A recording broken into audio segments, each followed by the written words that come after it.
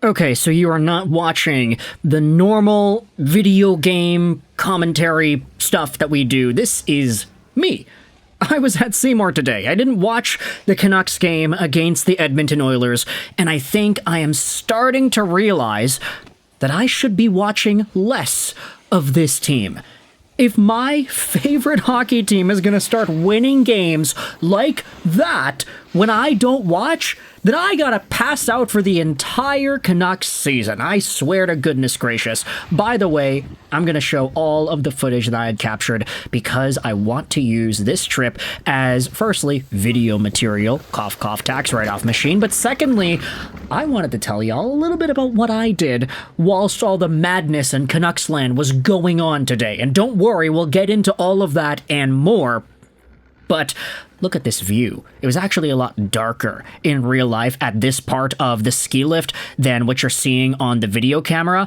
But as I had talked about a few months ago back in November, I went skiing for the first time at Whistler at the end of November, and I sucked. I absolutely sucked. I thought it was like, oh, you've got two things on your feet. You move them left, you move them right. It's like ice skating. I can ice skate. I was taught how to ice skate. I can rollerblade. I think I'm pretty good at ice skating and rollerblading. I'm good at these things, so I thought skiing would be a cinch. But no. I almost died back in Whistler in November, multiple times, and it was very irresponsible. Because I did not properly learn how to stop, and I didn't have the theory right. I didn't realize you were supposed to go left to right, to left to right. I was just blitzing it straight down, endangering everybody's lives in the process. But after watching some YouTube videos as to how to actually ski, and learning, in theory, what you're supposed to do, I conquered this damn mountain. I did. I'm sorry, Seymour, but you are mine. And you can see, like, I was walking afterwards, having a good time, showcasing off the visor, the drip. Everything looked pretty good. Look at me kind of looking at myself there. When does this video clip end? Anyways, we had some very nice dinner afterwards. I got home at midnight, so I'm here sitting in my room recording with the smell of all-you-can-eat hot pots still lingering on my clothes. I had a great night. But whilst I was having a great night, the Vancouver Canucks were doing their thing. And the best part about this hot pot place at Crystal Mall is the fact that even though it was late night, even though they were playing their Riz SoCal Asian playlist, I was still able to watch a lot of the Canucks highlights because they were playing Sportsnet Pacific on the TV screen. I was also able to watch my Montreal Canadiens get destroyed and everything else in between. But with that in mind, this is kind of the end of everything. Let's go back to a regular scheduled programming. By the way, the dessert here was fire. I loved the milk tea jelly that they had served. It was amazing. But the show, as always, is brought to you by ExpressVPN. Go out there and click the first link in the description if you need some VPN services and you want some free months. Save yourself some money and give the channel a little bit of a kickback. It's all there in the description.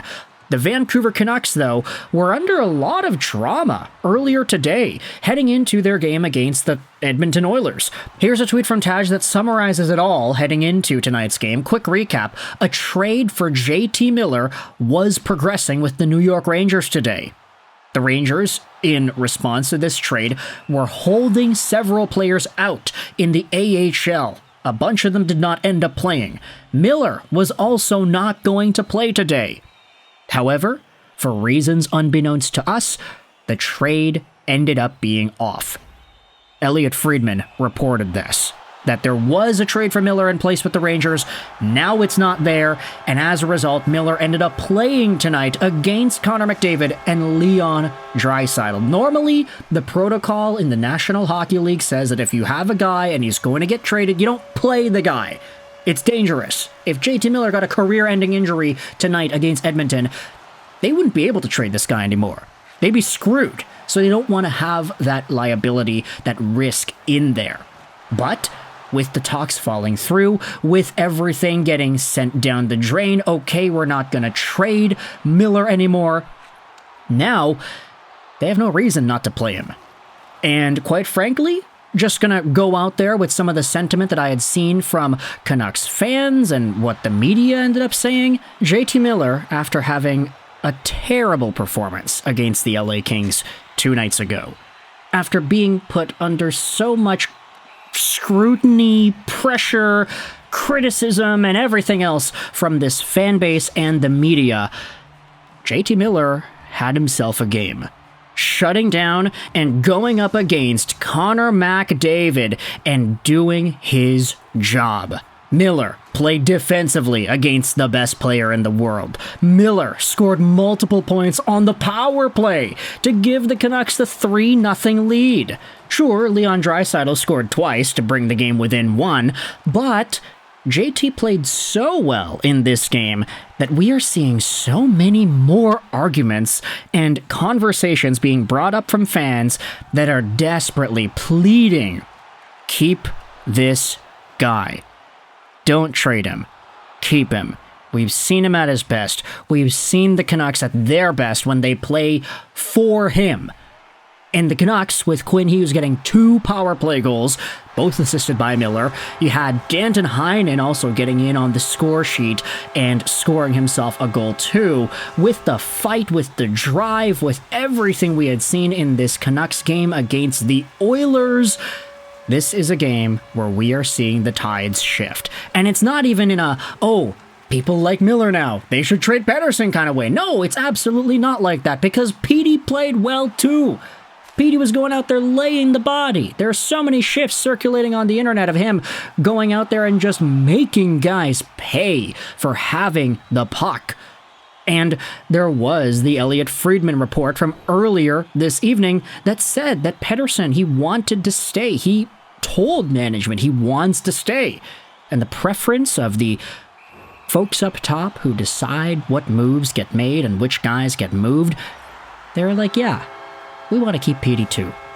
So, JT Miller trade talk was huge today. And Rick Dhaliwal even went out there and said that Dallas could still be in the mix. Miller could get traded to a team like that, and there was talk about whether or not a third team could get involved to facilitate the salary, because Miller's making $8 million a year. It's definitely not going to be easy, but we did have ourselves maybe a segment of what could be lost if the Canucks were to trade Miller away from today's game in Edmonton. The only problem is, like, okay, they played well, Miller played well, they did all these things, and it was such a powerful, emotional story. Like, you think about the narratives here, oh, the guy sucks, he's this, he's that, we're making videos about him getting traded, and everybody's talking in the comments how they want him out, some say that they don't, and then he almost gets traded.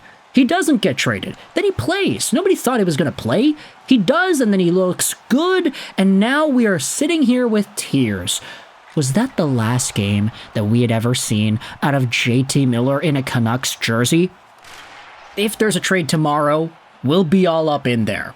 But for now, I had to go out there and give y'all a loosey-goosey, tax write-off-y, kind of just spew of the moment thought splurge vomiting out into the microphone here, because I wanted to go out there and talk about the Canucks and the situation here. Oh, you know what we didn't talk about? We didn't talk about McDavid. Yeah, that's right. Connor Garland at the end of the game is like grabbing onto McDavid. He's really holding onto him there. I think that was like interference. Just my personal opinion, watching the clip go down. I can understand why Garland is doing it. It's Connor freaking McDavid, and the Oilers have the puck in the O-zone in the last few seconds of the game, trying to tie it up. But Connor Garland gets under McDavid's skin a little bit too much. There's no call on Garland. The refs aren't paying attention to him. And McDavid ends up cross-checking the hell out of Connor Garland's head.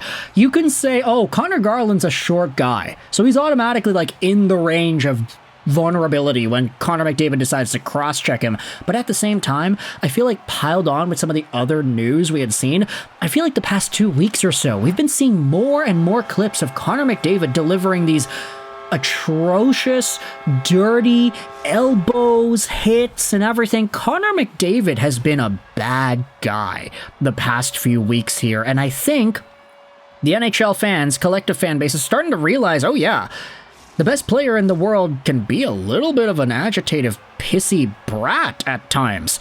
And so, ultimately, he ends up getting the can. Tyler Myers also got the can too. He cross-checked Evan Bouchard in the same scrum, and we will see whom of or how long each of these guys will get suspended for, and we'll make more videos about that as the days and weeks go on. But for now, I wanted to go out there and speak to y'all about my survival. I did not die today on the slopes of Mount Seymour. I actually played played. I skied very well, so I'm very happy about that, and there was a lot of drama with the Canucks today that I wasn't able to talk about because I was, hitting the slopes.